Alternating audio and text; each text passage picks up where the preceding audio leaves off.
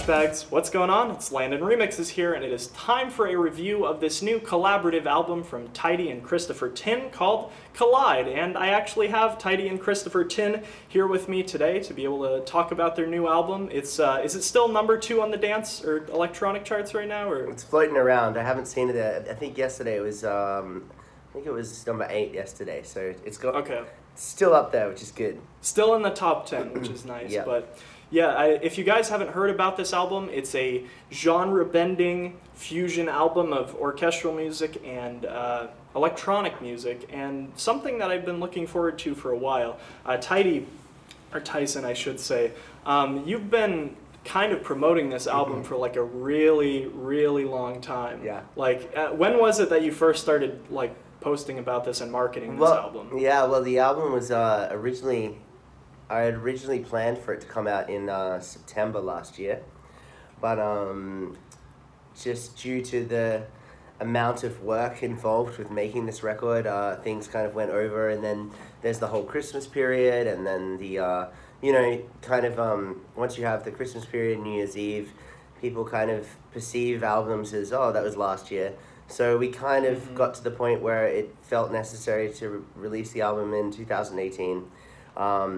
But we also wanted to put out some singles prior to the album coming out to kind of wean people onto the idea of what Chris and I were doing. And so that's kind of why it came out a lot later than expected. I was stoked for it as soon as I heard Closing In, and I honestly didn't know, like, at least from the information that you provided on this album, that it was going to be like a straight up collaboration between you two. I will say Closing In was probably my favorite song of 2017, considering it was a single last year. Just absolutely beautiful. I love the kind of synergy you guys had on that song, the way the vocals were absolutely beautiful too. Dia Frampton absolutely killed it on that song.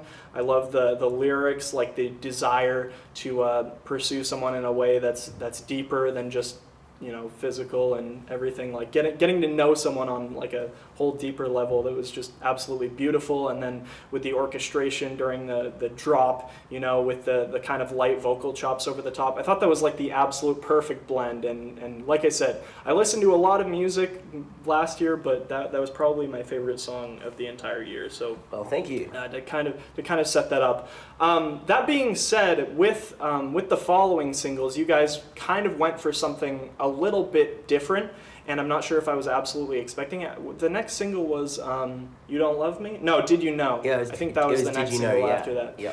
And I was a little caught off guard with that one because instead of having the synergy between the orchestral and electronic elements during the drop, it was kind of a separate thing. Like, you guys kind of stay away from each other, let you know, your elements work in their own distinctive territories and parts of the songs. And there's nothing necessarily wrong with that looking back on it, but it just caught me off guard considering Closing In was kind of a different type of formula. Well, there was a plan behind that, and that's kind of why we released all these singles before the album, is to give people an idea of what's coming, but each track took a different approach. So what we learned, and very quickly at the start of working together, is that it's already hard enough to mix a dance record with so many elements going on and have it sound clean and loud and punchy, let alone putting in an orchestral section. So some tracks like Closing In allowed for strings to hover over the top, and you know, this is all a lot to do with Chris's world, but and in the mixing world as well with electronic music. A track like Did You Know wouldn't pack the same punch if we tried to slam the orchestra over the drop, if you know what I'm saying.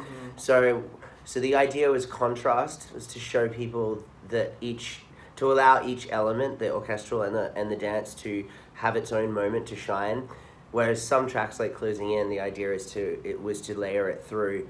But yeah, if you try to pack everything in to the same section and have a drop as well, it's very difficult to make a mix has a lot of clarity and packs punch. Oh, definitely. Yeah. I think that brings around to an interesting point about what deadmau5 was saying when you guys were getting into your thing a couple weeks ago. And he said that, like, and I don't want to downplay any of what Chris did on Electronic Opus, you know, but what he had said about that album is that, like, the orchestral kind of classic compositions of that were getting really drowned out by those heavy bombastic trance beats and everything, and I would partially agree with him on that. And like I said, that's not to downplay any of Chris's orchestration on that album, but I think the mix of it is generally handled a little bit better on this one, because you guys kind of separate those elements. Really, the electronic and orchestral moments only cross each other, like, not too often. Like I said, Closing In is one of the specific spots where you're hearing a lot of that at the same time, but you guys kind of remain in your own little areas and then kind of work together on being able to transition those into each other, which I think is incredible. I think there's two things about the deadmau5 thing. Is the first one is that he didn't listen to the album before he started. He started to talk about it before he heard it. And the other thing is that I don't know if it was fair for him to compare BT's project to ours, because BT's he's the first to do it, I believe, and also he didn't make this album from the ground up. His was was a collection of songs that he'd already done, and then reimagined them with Chris and with an orchestra. So I think that's why it was blended the way it is. And I think, you know, and with what Chris and I have done on Collide, we built this album from the ground up to expecting the orchestra in there. So it was just done a different way. But deadmau5 can say what he wants. No, I did want to ask you guys, like, how did you come together on this? I know you're a good friend of BT's, so I can imagine you met Chris through BT. I'll let Chris take it away. No, actually, that's kind of a random coincidence. Really? Yeah. We met because I had done, God, what was it? I did some string charts on a single by a Warner artist named Angelica, right? Okay. Angelica V. They brought in Tyson to produce the track. Okay. And he inherited my string charts from the previous producer. And then I think you're just like, oh, I want to meet this guy. Yeah. And so, like, the Warner Chapel representative said, hey, you want to get lunch with this guy? He's a producer. His name is tyDi. And I'm like, okay, that sounds good. And so we met up in Beverly Hills and had a coffee or some beverage or something, and just talked about it. And we found out that we had a mutual connection in BT. I remember, actually, when I met Chris, I showed him. I was like, check this out. I didn't know you knew BT, and showed him a couple of tracks that I'd done with BT on his last album. So yeah, I remember that was a coincidence. It's pretty cool. That's really interesting that ended up working out in that way. I think I had originally found out about you, Tyson, through BT, because I picked up the Songs Across Wires album like a number of years ago. Yeah. I think that was the first like BT album I had ever listened to. Sadly, because I should have been way back before that. But no, but that is funny considering I think Skylarking was on that Songs Across Wires album, which you had a couple songs on that album, and then Christopher did the orchestration for that song reworked onto Electronic Opus. Yes. Just a really interesting thing that you guys never kind of clicked before then. It's a small world. I did want to point out for the viewers that Mr. Christopher Tin here, besides doing Electronic Opus, he also is a 2-time Grammy Award winner, which, was it for the same project that you did from the Civilization 4 soundtrack? It was for an album, that I okay. did in 2009 that, I re-recorded my theme to Civilization 4, the computer game Civilization 4, for that album. And one of the Grammys was for that theme song from Civilization 4, the new recording of it, but it was for a classical album, basically. Yeah, that's kind of crazy, though. I think I was looking up into the facts about that, and that was the first piece of video game music in history to win a Grammy, so that's, like, huge. That's Yeah, it's really cool yeah, that you guys that ended was up getting together on this. Actually, I was just talking to one of my roommates before this, and he was like, the Civilization 4 song like defined my childhood or something like that. It's like, super crazy, great. but That's awesome. That's great to hear. no, I just really Means I'm getting old. all around. I did want to mention that obviously there are other artists who have done orchestral and EDM hybrid music. I think one of the biggest ones was like Vice Tone. They did a lot of like big room mixed with like orchestral kind of stuff. Obviously there's BT. Have you guys ever heard of Alon Moore? No, I didn't believe I have.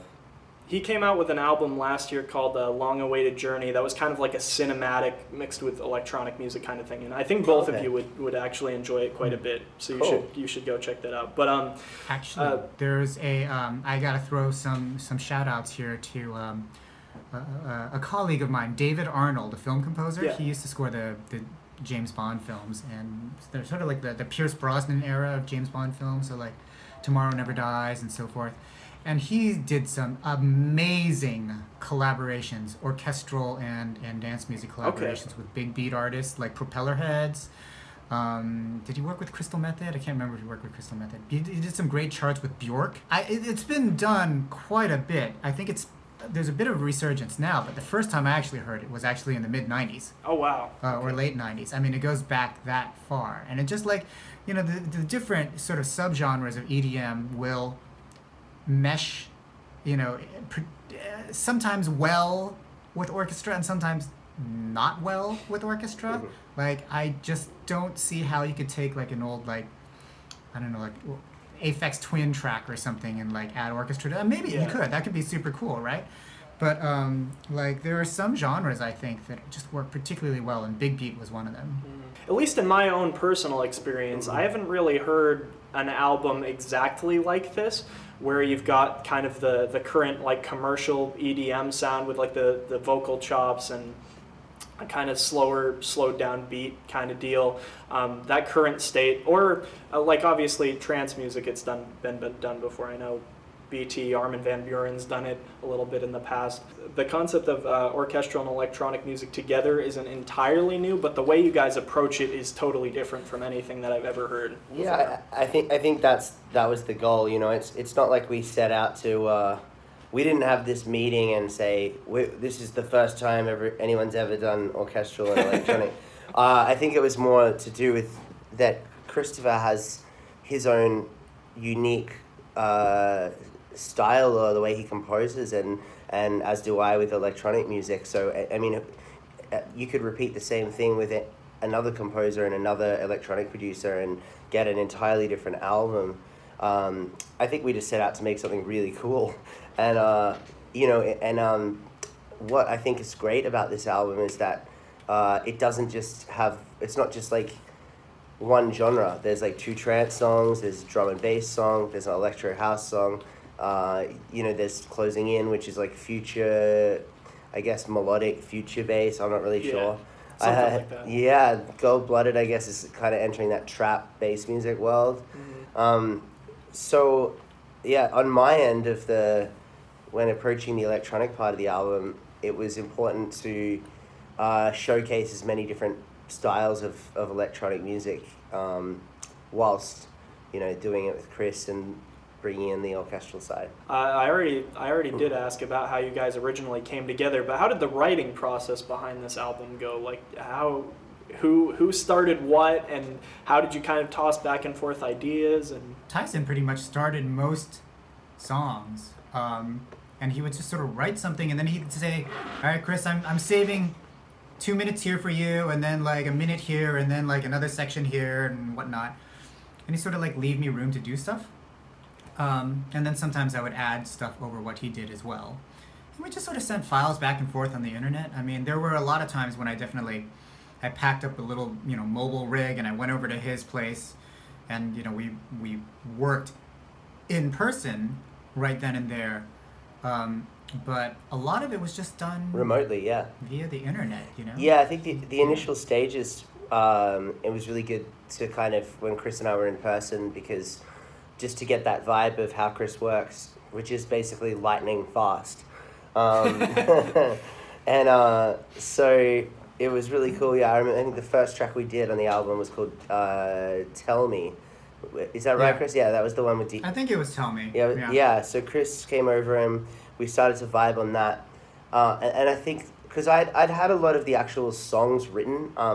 Like Chris came on in the last year of it, but 2 years prior I'd been writing songs, but I always do that with every album. I never know like which vocal I'm gonna keep or which not. And even during the process of working with Chris, I was still switching out vocals and taking top lines off and things like that. But yeah, to go back to that first song, "Tell Me," that it was cool to find out how Chris worked, because then I was able to deliver the tracks like Chris said in a way that would allow for the orchestral sections, because I was really trying to avoid mix-down problems. I didn't want to give Chris these tracks that had no room for an orchestra, and so to find out how he worked was really cool, and how an orchestra would work with an electronic track I was then able to kind of send the files to him with big chunks cut out, allowing for the new parts to be added in. I mean, I think that's also, Landon, what gives this album its particular texture, which might be different from a lot of the other sort of projects you've seen. Like, in my experience, this being the second EDM meets orchestra album I've worked on. In my experience, the mixdown is actually a very big challenge, because acoustically, what live players need and what a live orchestra needs is very different from what a dance music track will want mixdown wise, and to sort of reconcile those two worlds is a huge challenge. And sometimes you hear, for example, like that Pete Tong tour album. He's doing like an Ibiza Classics tour right now, and I listened to the album, and the way that they tried to reconcile meshing the two worlds was to have the orchestra recorded very dry and very upfront and very sort of in an unnatural sort of way that you don't usually hear an orchestra in, and that made it sort of coexist a little better in the world of his synths that he was using. But I think that's to the detriment of the orchestra, honestly. So the way that we tried to do it was to, not sacrifice the quality on either of what we had to do in the mixdown phase by keeping some sections discreet. I mean, I'm a huge orchestral fan and movie score fan. Sometimes I go to see a movie just because of the music, and just I think that's kind of innate in most people who love to go to the movies. It's like, when you hear an orchestra, you want to hear it in its best, like in the way that it would be performed in a concert hall. Mm-hmm. So Chris is obviously all over that world. Originally, when I did my last album, Redefine, I was recording live instruments, but they were recorded dry, and they were kind of done all just in the studio. And so I think that's the great thing about Collide, is that the orchestra sounds as it should. Everything's in its place, and we do have moments in tracks where things can overlap. So if there's like a big bass line going on in a dance section, then we are able to layer in strings, maybe like violins, violas at the top, and then when there's sections where the bass line gets pulled out and it's just a kick drum, then Chris can bring in things like the lower brass sections, and also the timpani, bass drums, like tam-tams, all the big heavy metal stuff that you get in an orchestra. That's like, it's time for free reign for that sort of thing. Yeah. So those deserve their own section. So it was kind of that was the mixdown thing. It was allowing moments where you could hear the full orchestra, and allowing moments where you could hear the full dance track. And that was the key to the mixdown, to having such a clean mixdown. I ultimately really enjoyed what you guys did with that, and I noticed that throughout the album, that like things don't get buried behind other things, because you play with the dynamic range of everything, all the instruments. Now, I did want to know one thing, that the vocalists that you use on this album kind of tie the sections together a little bit. A lot of the time between like the orchestral intros and everything, and then you have the vocals come in, and it kind of pushes it and progresses it toward the drop. I think ultimately that blends everything together really nicely, even beyond just the mixing that you guys have done which is really cool. And you guys have worked with a slew of different vocalists on this album, like a crazy amount. Was this 10 different, something like that? 10 different vocalists? Or 10, 9, I think, because Dia Frampton's on there twice. 10 vocal tracks, and 9 of them are female singers. And the album came out on International Women's Day, coincidentally. So I tweeted out something like, shout out to all the ladies on this album, and Cameron Walker, who sang on one song. Yeah, in the first track. Yeah. Was Cameron. Yeah. And Cameron Walker. Yeah. Shout out to all the ladies and my friend Cam. And Cameron. Oh, I did. While we're talking about that track, I did want to notice one thing. That's one of the songs where the dynamics really stand out to me, especially because I don't know who's the woman who sang on that particular tune. Which track? Everything I See. Everything I See. It's Tori. Tori. She goes by the name Frisia. Okay. Oh, and she was on a different song, right? Yeah. So she sang on "You Don't Love Me." You Don't Love Me. Right. But she also lent her voice to the breakdown section and some parts of Everything I See. Yes. So I did want to note there's some interesting choices in that the first time I was actually listening to this album, I was very confused at the fact that the vocals are so pulled back on that song. Like, they sit way, way back in the mix. And that's not necessarily a criticism, because I think it adds to the overall dynamic feel that you guys are working with on this album. Like, her vocals aren't where Cameron's are. Well, yeah, so Cameron's is the lead vocal, so that's up front, and that's the main, like, kind of the pop feel. Like, it's it's a very upfront, bright vocal. It's a kind of like a call and response-ish vibe. I used Tori's voice in that song more like an instrument than a vocal. Mm-hmm. So she's got Cameron's singing the lead, which is You're Everything I See. Tori sings the same thing, but it's meant for her to sound a little bit more haunting. I think it would feel a little too, it would just be a bit overkill if her voice was in up front as well. She's kind of meant to be there, like I said, like an instrument. Yeah, no, absolutely. That's kind of what I was saying about the dynamics of it, is that you treat certain aspects like they're a part of the orchestra, where they're designed to be dynamic in a certain way. So it's really cool. I also this song's probably, I mean, honestly, it's hard to say that every specific tracks on this album are my favorite. Still, I'm gonna say Closing In is my favorite track on this album. Like, favorite song of 2017. Still have place in my heart for that, so that's cool. Gonna go down as a classic for me. But Everything I See is really great as well. I love you guys set the stage really nicely with that orchestral intro, and then it goes into the progressive plucks, and it's like, oh shoot, it gets me really excited to listen through this album every time I go into it. So that was actually meant to be the last song on the album. Really? Yeah. I had a sudden change of heart. Okay. That was like, because at the very end of that song, If You're Everything I See, it's kind of like, that was a personal one, but she sings I Don't Think I Care Anymore. Yeah. And in the headspace that I was originally in when, Chris and I were working this album and I'd written that song, we were talking about it being the closing song to the album, like to wrap it all up. But then life moves on and I got in a really good headspace. And so I flipped it to become the first track on the album, so that when she says I don't think I care anymore, or that is now referring to everything before the record. It's kind of like a start to Collide, rather than a sad ending. It's kind of like, okay, here's your track, here's the opening track, and then that's done, and welcome to Collide kind of thing. No, that's really cool. I like that you did that. Personally, I do not have any criticisms at all, and sorry to disappoint you, Chris. I don't have any criticisms with your orchestration on this. I absolutely love it all the way around. Right. So I've got a few, if you don't mind me. Oh, dang.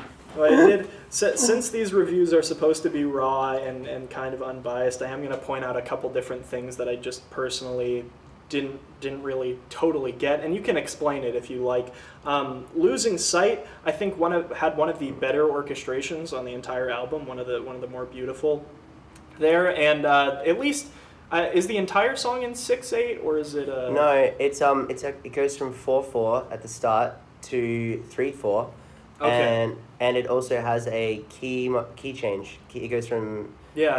A minor to F sharp minor, I believe. So as I was saying though, I think one of the more interesting orchestrations on the album, but then the kind of trappy percussion that comes in toward the end didn't totally mesh, in my opinion, that well with what's going on, especially, and it might just be me trying to hear, you know, that 3, 4, 6, 8.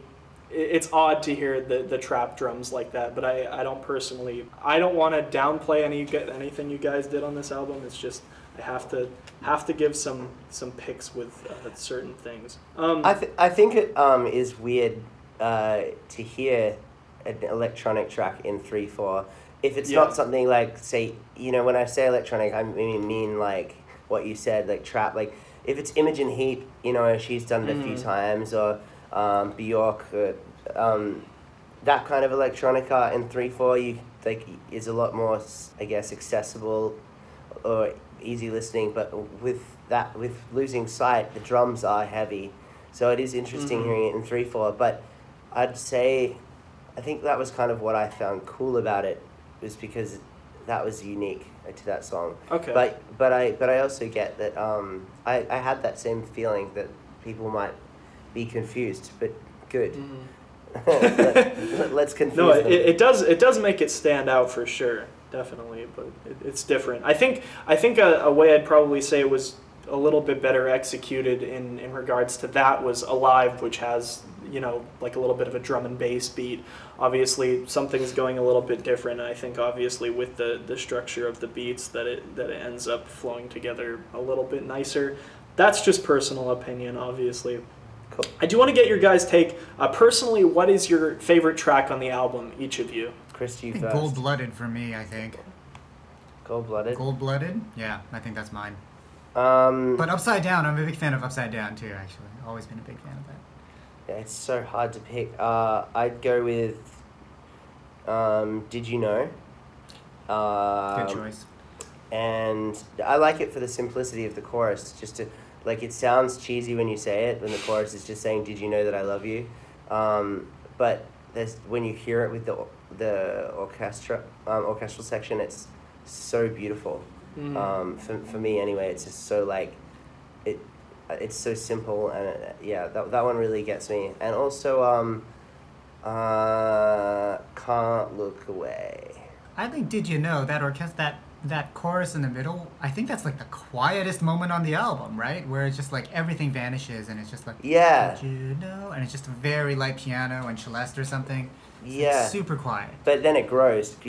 Yeah, I remember, so I sent Chris a rough sketch of what I wanted for that middle bit with the chorus, but he actually pulled a lot away and let her vocal just come in. Just really, I actually learned so much from Chris and things so in that way of doing things, because being an electronic producer, I've always often stacked things on things on things. When you hear these like epic movie scores and stuff, it just sounds so big, but you often forget the beauty of the quiet parts, and Chris actually found a lot of magic in this album by taking things away that I thought I was gonna have like just like 60 string parts going on in that bit. Chris pulled it away to, I don't know how many. Nope. Yeah, and a couple of bells and the celeste and stuff, and it was so beautiful. But then it grows. So I learned a lot from about, you know, how Chris actually. We spent a lot of time talking about that, like, because I was very fascinated on how you orchestrate something, and Chris, he's really into using every part of the orchestra, but not at once.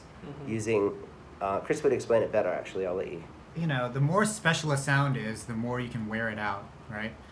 And the orchestra is full of special sounds. And so it's just a matter of like preserving the specialness of moments by not overusing certain instruments or certain sounds or clusters or certain things that the orchestra does well. I mean, it's very easy to overstay your welcome. And so, I just tried to find, much like the way that a lot of the songs sort of dabble in different genres of dance music, like I tried to sway the arrangements to sort of like different styles of arranging for each song. Like some of them might be more jazz influence and some of them might be more 20th century classical, and some of them might be more 19th century classical, you know. So, you know, you try to, especially when you're doing a full album like this, you try to find ways to keep surprising people. And, and that's what I think orchestral classical music does well. It surprises. It just hit me the very first time. I can actually recall the first time that I learned this from Chris is when he showed me the waterphone. It's a really beautiful instrument that sounds very unique, and Chris put it in a song, and I'm like, oh my god, that's the coolest sound ever. Let's use it again. And he's like, no, you can't use it again. He goes, you can't use this again. And I'm like, why? It's so cool. He goes, because then it won't be special. So that's actually the very first time I ever heard him say that, which is cool. And I wanted the waterphone in every song. But we got it in kind of one. a different philosophy than producing dance music, right? It's just kind of like, why is it cool? Oh, stick it everywhere, right? Yeah, like, nope. Yeah, just once. Just once. You get the waterphone once, and it probably lasts about 3 seconds. I know. Which song did that end up on? One of the songs in this album, or? Yeah, it's on this album. I'm trying to remember which song it is. I can't remember. It was one of the early ones. Was it something like It could be in Can't Look Away or something, or Tell Me maybe. I don't know. Yeah. It's like, I mean, certainly only use it once per song. I mean, maybe you can bring it back later on and get something too. But I mean, yeah. Don't go overboard. Well, it's interesting though that you guys picked Gold Blooded and Did You Know as your favorite 2 songs on the album. Those are actually 2 I wanted to mention. I'll start with Chris's. Originally, like first time listening through this album, I think, or maybe it was when it dropped as a single, I couldn't stand Gold Blooded, and I think honestly part of that was the vocal chop. The harmonies are odd. They're really odd during the drop. The way the way I think it's a little bit clashy with the orchestration, but the more I listen to it, the more I enjoy it, which is interesting. I actually love this song now. It's probably one of my favorites. I don't hear any clashes. Okay, no, it's what totally. You're talking about, man. It's totally. It should be in tune, but for me, it felt odd. At least my first couple times listening through it. I enjoy it now personally. I'm not trying to bash it. No, don't worry. This interview is over. Yeah. I'm done. No. It's an album review, so we're just getting grilled live. Do you know, or did you know, I should say, like I originally said, I think it was toward the beginning of this review, it caught me off guard the first time, and it was hard to kind of get what you guys were going with. When I thought I knew everything after like Closing In came out, I was like, okay, this is totally different. But I really like the way you approached that one, Tyson, because with the marketing of it, because there are so many people who are like, what is this? Like Closing In comes out, it's like, this is great, but go back to trance music. It's like, I understand that it's a bit of a struggle when you make a certain specific genre for a really long time and you want to progressively move forward as an artist and kind of leave a certain sound, and the fans are like, no, go back to what you were doing before.